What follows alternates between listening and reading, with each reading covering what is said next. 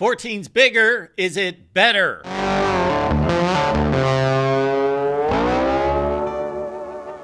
Welcome into the Voice of College Football. Appreciate you being here. Best discussion, debate, and analysis. Please hit the like button and subscribe.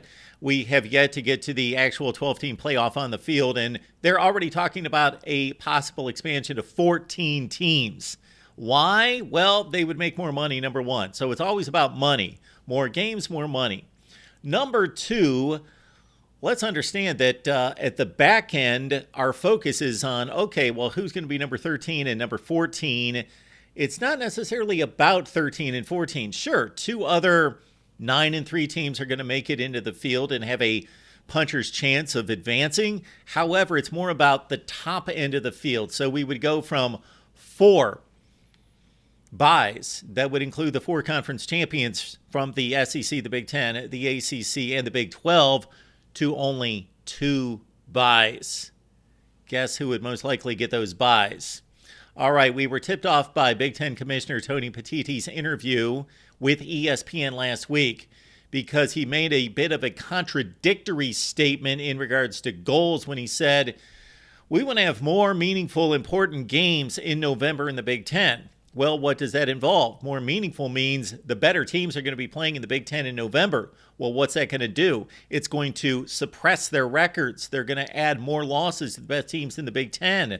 Well, that's not good for playoff entry because one thing that the College Football Playoff Committee showed us in 10 seasons, aside from the Florida State snub in 2023, is that they just flat out selected the best records in the Power 5.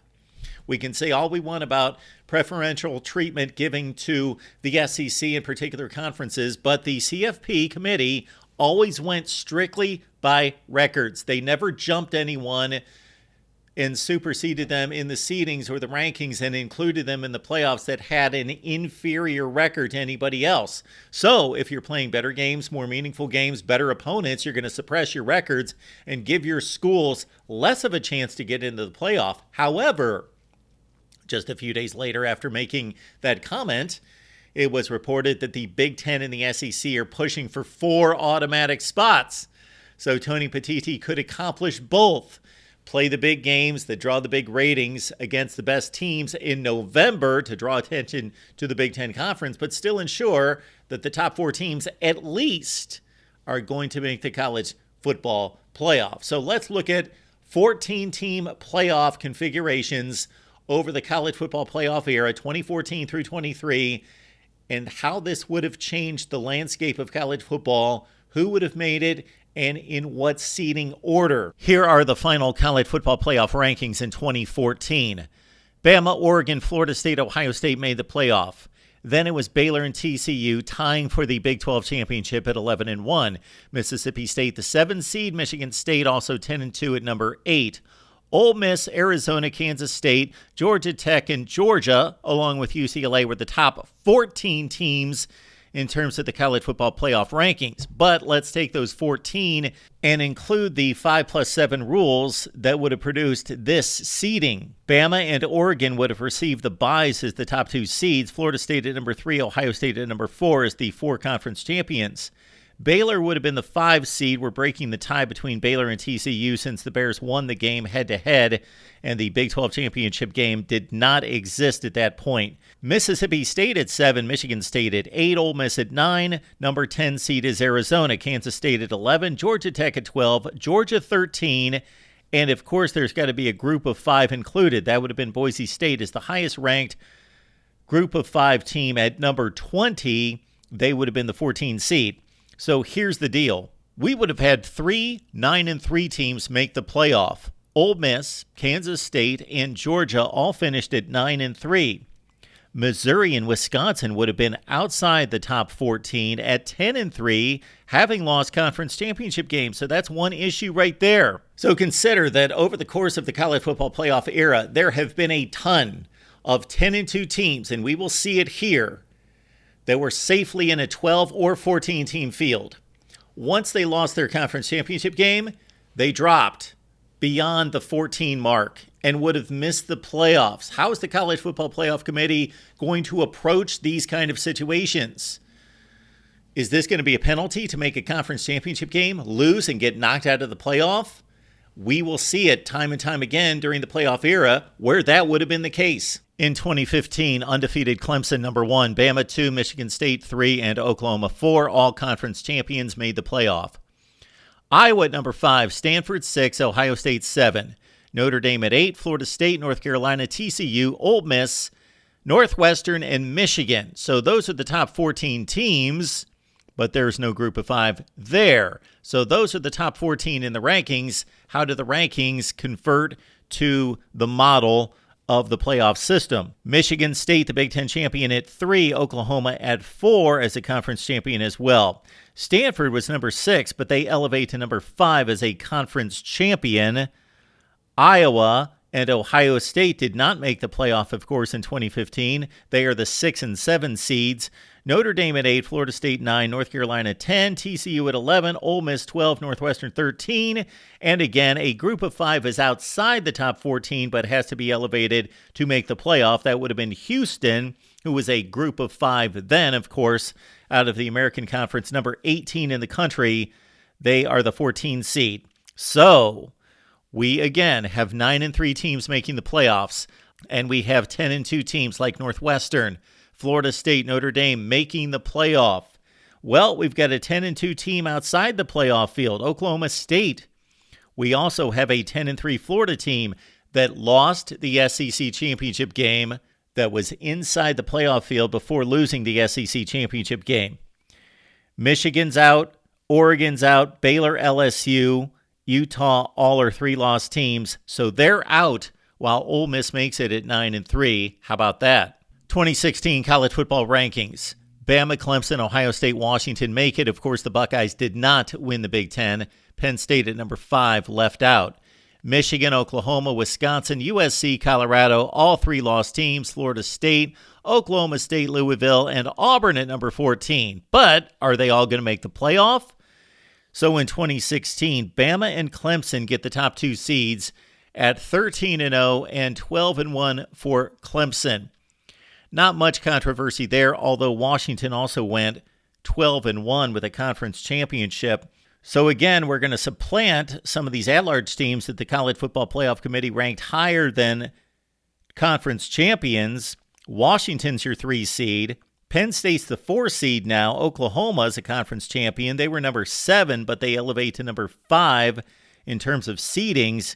Ohio State drops from 3 to 6 as a non-champion. Michigan 7, Wisconsin 8, USC 9, Colorado 10, Florida State 11, Oklahoma State at number 12, Louisville at 13, and once again, there has to be a group of 5 team elevated from outside the top 14. Western Michigan, PJ Fleck's undefeated team at number 15, elevates to a 14 seed. So the controversial plays in this particular season, there is a glut of 3-loss teams that are going to make the playoffs. Wisconsin, USC, Colorado, Florida State, Oklahoma State, all those teams are in the playoff. West Virginia's got a better record than all those teams and play in a Power 5 conference at 10-2. They would have missed the playoffs. They were only number 16. Stanford at 9-3 also misses the playoff field. In 2017, you've got a bunch of one-loss teams making the playoffs. Clemson, Oklahoma, Georgia, Alabama. Of course, there's only one SEC champion, so Alabama's going to drop considerably there. Ohio State, Wisconsin, Auburn, USC, Penn State, Miami, on down the line. Washington, UCF, and Stanford, along with Notre Dame. Those are the top 14 teams in the country, and see that UCF is in the top 14 as our first example of a group of 5 not having to be elevated up the rankings to make the playoff field. How does it convert to the playoff seedings? Clemson's number 1, Oklahoma's number 2. They're conference champions. They were the top 2 seeds. Georgia won the SEC championship, so they're number 3. Ohio State missed the playoffs, but they elevate to number 4.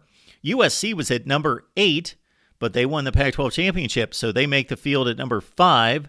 Then you got Bama at 6, Wisconsin at 7. They were 13-1, but missed the college football playoff. Auburn 8, Penn State 9, Miami 10, Washington, UCF, Stanford, and Notre Dame. So no group of 5 has to be elevated because UCF's undefeated team was ranked number 12. However, we do again have tough decisions to be made because Notre Dame makes this field at 9-3. We also have a bunch of 2-loss teams that appear to be safely in. And also Stanford is a curious case here at 9-4 because there are 3-loss teams that have better records, including TCU at 10-3 with a 1-game better record than Stanford, who lost the Pac-12 championship game. So Stanford in at 9-4, Notre Dame in at 9-3, despite all these teams at 9-3, Michigan State, LSU, Washington State, Oklahoma State, Northwestern, Virginia Tech, all 9-3 with claims for those final 2 spots, and TCU again at 10-3. Again, they are a victim of losing a conference championship game to fall outside the top 14. The college football rankings in 2018, Bama, Clemson, Notre Dame, Oklahoma made the playoff. Georgia at number 5, Ohio State at number 6 is the Big Ten champion but missed the playoff. Michigan, UCF, Washington, Florida, LSU, Penn State, and Washington State, along with Kentucky, are the top 14 teams in the country. Once that translates to the college football playoff model, we've got Bama and Clemson as conference champions, undefeated. They are the 2 teams that get the byes. Oklahoma is the Big 12 champion, number 3. Ohio State elevates into the playoff as a 4 seed. UCF, this is an interesting situation where UCF had a better playoff standing than the Pac-12 champion. So this is where a group of 5 elevates at the time into the playoff as a top 5 seed. Notre Dame at 6, Georgia 7, Michigan 8.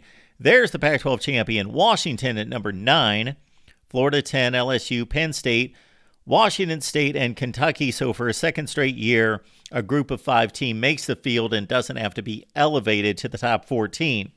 However, we've got 9-3 teams in the playoffs. Florida, LSU, and Penn State. Washington at 10-3 after winning the Pac-12 championship game. They go in favor of Kentucky and Syracuse 9-3. Texas and Utah at 9-4. 2019 produced 3 undefeated teams through conference championship weekend. LSU, Ohio State, Clemson. Oklahoma was an easy selection as the Big 12 champion with only 1 loss. Georgia 11-2, Oregon 11-2, Baylor, Wisconsin, Florida, Penn State, Utah, Auburn, Alabama. Utah, Auburn, Alabama, and Michigan are in the top 14 in the country. Let's convert that to the playoff model. 3 undefeated teams, but only 2 can get byes. LSU and Ohio State were the top 2 seeds, so Clemson's got to play the extra game. Oklahoma won a conference championship, so did Oregon. They make the playoff in a 12 or 14 team field. Georgia 6, Baylor, Wisconsin, Florida, Penn State, on down the line with Utah, Auburn, and Alabama. Memphis is the team that's elevated from the group of 5 in the American Conference as the conference champion, 12-1, and they were number 17 in the playoff rankings, elevated to a 14 seed. So your controversies here include Auburn's 9-3, in particular Wisconsin lost a Big Ten championship game to fall to 10-3, but they still make the playoffs. So it's really about Auburn making it at 9-3 instead of 2 10-2 teams. Notre Dame and Minnesota were 10-2. They're out. Iowa, Michigan, both 9-3 as well. They're out. 2020, of course, really screwed up. There's going to be a ton of group of 5 teams that factor into the rankings because of the lack of games being played, no non-conference games for the most part. So here we go. Bama, Clemson, Ohio State, and Notre Dame made the playoff, and Ohio State only played 6 games in the regular season with the championship game against Northwestern. Texas A&M, Oklahoma, Florida, Cincinnati, Georgia, Iowa State, Indiana, Coastal Carolina, North Carolina, and Northwestern are the top 14 in the rankings. Convert that to the playoff format. Bama and Clemson get the top 2 seeds and the byes. Ohio State at number 3. Oklahoma missed the playoffs, but you elevate them to 4 because they won a conference championship. Here's a crazy circumstance right here. Oregon was 3-2. They lost to Washington. Washington was supposed to be in the Pac-12 championship game. Washington couldn't make it based on COVID restrictions. Oregon won the Pac-12 championship game against a 5-0 USC team. So Oregon gets the 5 seed at 4-2 as the number 25 team. Again, 2020 is the ultimate outlier, but we'll run through the exercise with Notre Dame at 6, A&M 7, Florida 8, Cincinnati 9, Georgia 10, Iowa State, Indiana, Coastal Carolina is our group of 5 rep, and they're not even number 14, did not have to be elevated, and North Carolina at 14. We won't even go through comparisons of records here because they're all over the place. You've got teams playing as many as 11 games and other teams only playing 4 or 5. 2021 was, of course, the first time and the only time during the 4-team college football playoff era that a group of 5 made the field. Bama 1, Michigan 2, Georgia 3, and Cincinnati 4, so the SEC had 2 teams in the playoff. Notre Dame, Ohio State left out along with Baylor, the Big 12 champion, Ole Miss, Oklahoma State, Michigan State, Utah, Pitt, BYU, and Oregon. Those are the top 14 teams in the rankings, and consider that Pitt won the ACC. So therefore, when we convert to the seedings, Bama's the 1, Michigan's the 2. They get the byes. Cincinnati's the 3. Baylor the 4 as the Big 12 champion. Utah's the Pac-12 champion. They get in. We elevate them from number 11 to a 5 seed. Georgia's at 6 and Pitt's at 7. Pitt doesn't even qualify for that top 5 deal, so this is an aberration for sure as the group of 5 elevated above the Power 5 there. But Pitt still makes the playoffs at number 7. Notre Dame at 8. Then you see Ohio State, Ole Miss, Oklahoma State, Michigan State at 12, BYU in at 13, and Oregon at 14. Your controversies would include that BYU's 10-2. They're in. Oklahoma's 10-2. They're out. Utah won a conference, so not a big deal there that they earned it in the conference championship game at 10-3 and no other. But then you've also got another 3 lost teams in Oregon that lost the conference championship game, fell to 10-3, still made the playoff. Iowa and Wake Forest, they lost conference championship games. So in the decision between Oregon, Iowa, and Wake, all conference title game losers, Oregon makes it, Iowa and Wake are out. In 2022, Georgia, of course, fielded one of the great defenses in recent memory, marched on to a national championship easily over TCU. They were the 1 seed, Michigan the 2. Then we had TCU. We had Ohio State as well at number 4 with a non-conference championship. Bama 5, Tennessee in the college football playoff rankings at 6, despite a win over Bama. Clemson, Utah, Kansas State, USC, Penn State, Washington, Florida State, and Oregon State, if we just take the top 14 according to the rankings. Now let's convert it over to the seedings, and this gets pretty tricky. Georgia, Michigan, clearly undefeated conference champions. They're the 1 and 2 seeds. Then we've got teams that didn't even make the college football playoff. Clemson at number 3, they missed the playoff. Utah at number 4 is the Pac-12 champion, missed the playoff. Kansas State missed the playoff, of course. They had 3 losses, but they won the Big 12 championship game, so they get the 5 seed as a conference champion. Then it's TCU, who was the number 3 seed at number 6. Ohio State, who made the playoff as the only 1-loss team in the country that did not win a conference championship at number 7, not number 4. Bama 8, Clemson 9, USC at number 10, Penn State, Washington, Florida State, and then you've got the Tulane entry as the American Conference champion, so there's your group of 5. Not a ton of controversies in this particular season, although you do have Florida State at number 13. They make the playoff at 9-3. Oregon, Oregon State, UCLA out of the Pac-12, better conference in the ACC, probably, in 2022. They get left out at 9-3.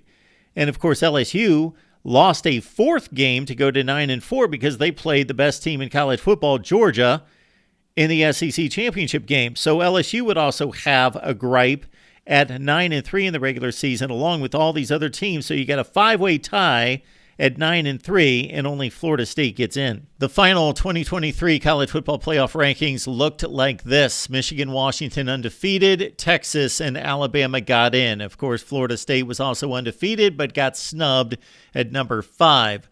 Georgia, Ohio State, Oregon, Mizzou, Penn State at 10, Ole Miss, Oklahoma, LSU, Arizona. That's the top 14 rankings, but let's look at the seedings and how it would have played out. Michigan and Washington, the undefeated champions, get the byes. Texas at number 3, Bama at 4. Florida State gets in as a conference champion as the 5 seed. Then Georgia, then Ohio State. Oregon's at 8, Mizzou at 9, Penn State at 10. Ole Miss, Oklahoma, LSU, and then you got Liberty. So Liberty edges SMU as the 23rd ranked team in the country at 13-0. SMU played in a tougher conference, only lost to Power 5 teams, finished 11-2, but they miss out at number 24. So we elevate number 23 all the way up to number 14 as a college football playoff participant. Now look at this logjam. LSU made it at 9-3. All these other teams are at least at 10-2. Now the real controversy involves LSU at 9-3.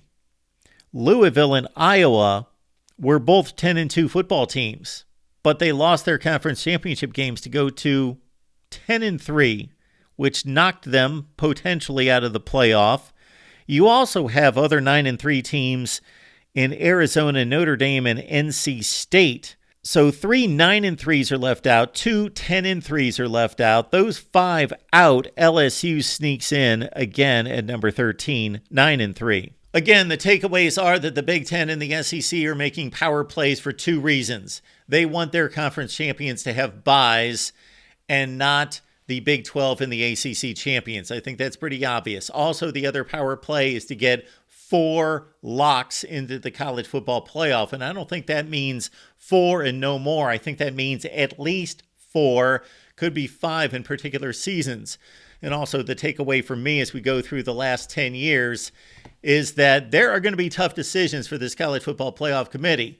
Now, instead of the tough decisions of previous years at the high end, 4 versus 5, they're going to be at the low end, 12, 13, 14, 15, 16, and 17. But as you can see, most of these years, there's a logjam of 9-3 teams, and most of the time only like 1 or 2 get in, and you leave 4 or 5 out. And I guarantee that if we went through the resumes, it would be a difficult call to make. Your comments down below. We appreciate you being here at the Voice of College Football. Please like the video and subscribe right here at the Voice of College Football.